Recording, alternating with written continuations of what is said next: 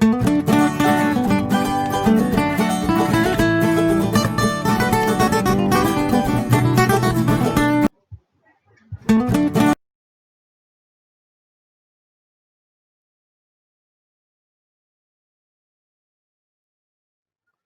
Friends, workshop calculation and science इस subject में आज हम देखने वाले हैं बेसिक इलेक्ट्रिसिटी ये चैप्टर। इस चैप्टर में आज हम देखने वाले हैं स्टेटमेंट ऑफ ओहम्स लॉ, उसके बाद examples on Ohm's law, multiple choice questions भी देखने वाले हैं। तो चलो स्टार्ट करते हैं। फ्रेंड्स, ओहम्स लॉ देखने से पहले आज हम पहले देखेंगे एक बहुत ही इंपॉर्टेंट डेफिनेशन, वो है पोटेंशियल डिफरेंस। तो पोटेंशियल डिफरेंस क्या होता है वो हमको देखना है। इसके लिए पहले एक छोटा सा स्टेटमेंट लिख लेते हैं। This is the difference in electrical potential measured across 2 points of the circuit. Potential difference क्या होता है? एक difference in electrical potentials measured across 2 points of the circuit. अभी ये 2 पॉइंट्स कौन से होते हैं वो भी हम लिख लेते हैं। वो होते हैं पॉजिटिव एंड नेगेटिव। तो देखो यहाँ पे लिखा है the difference in potential between the positive and negative terminal of a cell is the potential difference of the cell. मतलब जो सर्किट में पॉजिटिव टर्मिनल और नेगेटिव टर्मिनल जो रहता है उसमें जो डिफरेंस रहेगा उसको पोटेंशियल डिफरेंस बोलते हैं। नेक्स्ट है, मतलब कौन सा भी अगर हम सेल लिया तो सेल में जो केमिकल रिएक्शन होते हैं वो केमिकल रिएक्शन पोटेंशियल डिफरेंस का रीजन बन जाते हैं। Means the potential difference is caused by chemical reactions occurring inside the cell. Potential difference क्यों आता है? वो केमिकल रिएक्शन, जो भी एक सेल है उसके अंदर जो भी केमिकल्स है, तो केमिकल रिएक्शन की वजह से पोटेंशियल डिफरेंस अराइज होता है।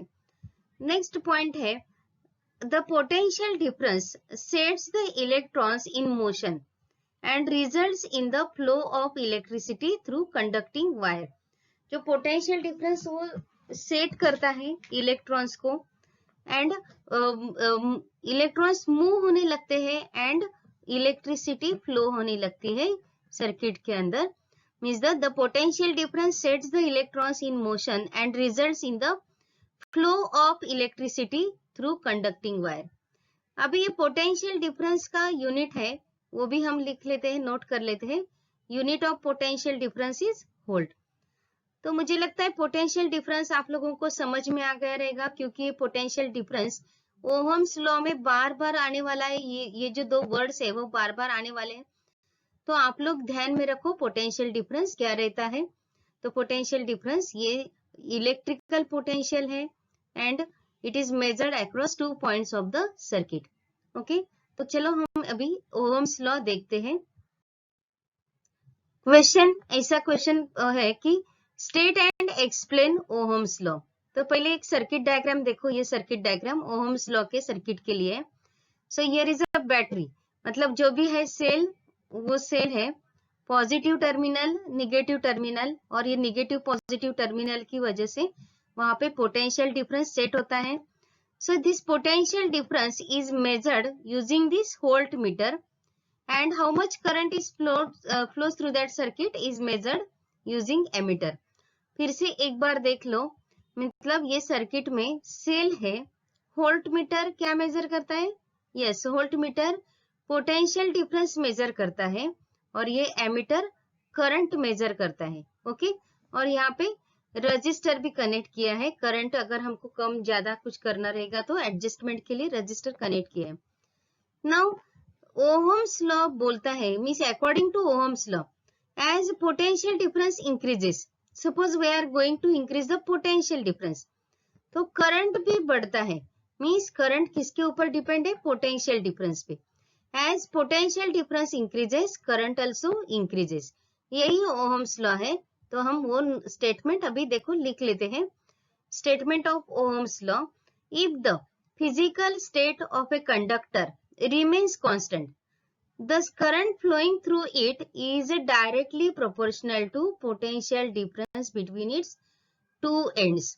मतलब current flowing through it is directly proportional to potential difference between its two ends. जैसे पोटेंशियल डिफरेंस बढ़ता है करंट भी बढ़ता है, वही यहाँ पे स्टेटमेंट में लिखा है। तो नेक्स्ट हम इसका एक्सप्लेनेशन और इसका इक्वेशन भी लिख लेते हैं। तो उसके लिए फिर से यहाँ पे सर्किट डायग्राम, वही सर्किट डायग्राम ड्रॉ किया है और हमको ओम्स लॉ भी पता है। तो ओम्स लॉ की according to that Ohm's law here consider I is a current flowing through a circuit. मतलब ये सर्किट में जो करंट है उसको आई कंसीडर करो। नेक्स्ट पॉइंट रहेगा V is the potential difference between two ends. V को हम ऐसा समझ लेते हैं ये पोटेंशियल डिफरेंस है which is given to this circuit from the statement of Ohm's law.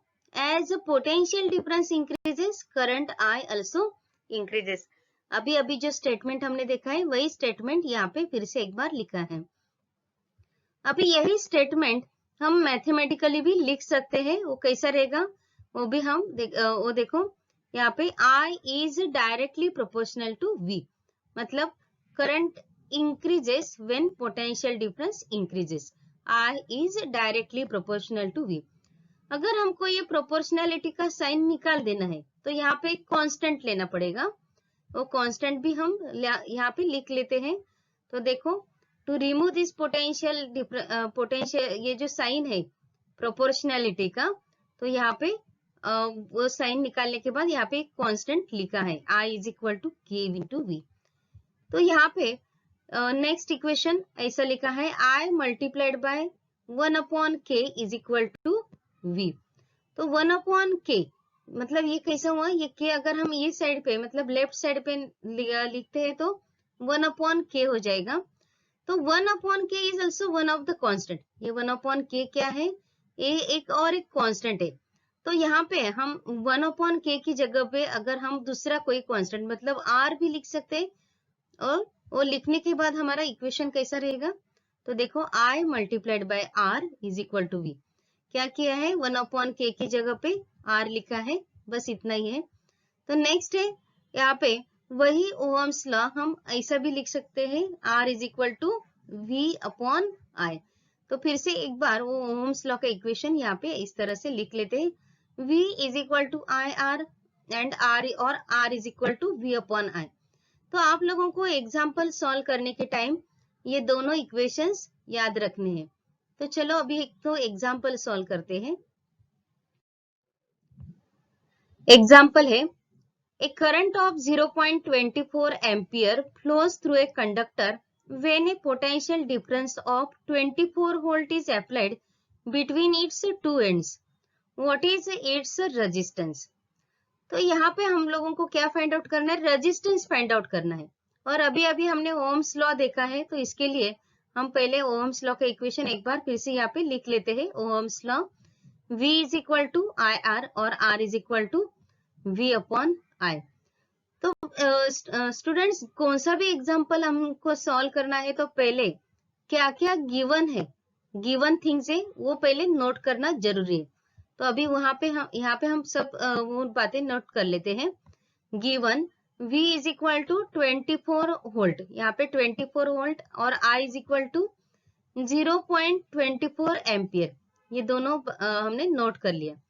तो सेकंड स्टेप रहता है फॉर्मूला। अभी यहाँ पे कॉर्नर पे वैसे फॉर्मूला लिखा है, लेकिन यहाँ पे फिर पे सॉल्यूशन में फॉर्मूला लिख लेते हैं R is equal to V/I, क्योंकि हम लोगों को अभी R फाइंड आउट करना है, रेजिस्टेंस फाइंड आउट करना है। नेक्स्ट स्टेप रहता है सब्स्टिट्यूशन। तो V का वैल्यू जो है 24 वोल्ट वो यहाँ पे सब्स्टिट्यूट करते हैं, और I का वैल्यू जो है 0.24 वो भी यहाँ पे सब्स्टिट्यूट कर लेते हैं। तो सब्स्टिट्यूट करने के बाद R is equal to V/24 ampere ऐसा आएगा। तो R इज इक्वल टू, यहाँ से गलती से यहाँ पे I लिखा है, लेकिन R इज इक्वल टू 2400/24। जब से हम ये यहाँ पे जो डेसिमल पॉइंट है वो अगर हम दो जगह पे शिफ्ट करते हैं तो ऊपर वैसे 2 जीरोस यहाँ पे लिखते हैं। वैसे ही किया है 2400 और यहाँ पे 24 लिखा है। अभी अब हमको आंसर मिलने में आसानी हो गई, इजीली हम आंसर लिख सकते हैं। आंसर रहेगा R is equal to 100 ohm. तो ये हमारा आंसर अभी मिल गया है। तो आंसर है the resistance of the conductor is 100 ohm. Okay, तो और एक एग्जांपल सॉल्व करते हैं। नेक्स्ट एग्जांपल देखो, a bulb takes a current of 0.2 ampere at a voltage of 3.6 volt. Determine the resistance of the filament of the bulb. वैसा ही question है, यहाँ पे भी R का वैल्यू फाइंड आउट करना है। फिर से एक बार यहाँ पे फॉर्मूला लिख लेते हैं ओहम्स लॉ का, V is equal to I R और R is equal to V upon I। तो हमारा पहला स्टेप रहता है सोल्यूशन लिखने के बाद, पहला स्टेप रहता है क्या क्या गिवन है वो लिखने का। यहाँ पे करंट दिया है और वोल्टेज भी दिया है, तो वो दोनों हम यहाँ पे नोट कर लेते हैं। Given V is equal to 3.6 volt, I is equal to 0.2 ampere. उसके बाद सेकंड स्टेप रहता है फॉर्मूला। तो जो भी करेक्ट फॉर्मूला रहेगा वो फॉर्मूला लिखने चाहिए। तो यहाँ पे R is equal to V upon I ये फॉर्मूला है, वो फॉर्मूला हम लिख लेते हैं। Formula R is equal to V upon I। उसके बाद मतलब थर्ड स्टेप रहता है सब्स्टिट्यूशन। V का वैल्यू है 3.6, I का वैल्यू है 0.2। तो यहाँ पे हम सब्स्टिट्यूट कर लेते हैं। तो सब्स्टिट्यूट करने के बाद इक्वेशन हमको ऐसा मिल गया 3.6 अपॉन 0.2। अभी ये दोनों जगह पे मतलब न्यूमरेटर और डिनोमिनेटर दोनों पे डेसिमल पॉइंट एक ही जगह पे मतलब एक डिजिट के बाद है। यहाँ पे भी देखो, यहाँ पे भी देखो। तो अगर ये एक डिजिट के बाद है तो हम एग्जाम्पल तो वो निकाल सकते हैं और हमारा इक्वेशन ऐसा बन जाएगा 36 अपॉन 0.2। अभी हमको एकदम सिंपली आंसर मिल जाएगा। R का वैल्यू मिलेगा 18 ओहम। ओके, फाइनली आंसर लिख लेते हैं। Answer resistance of the filament of the bulb is 18 ohm.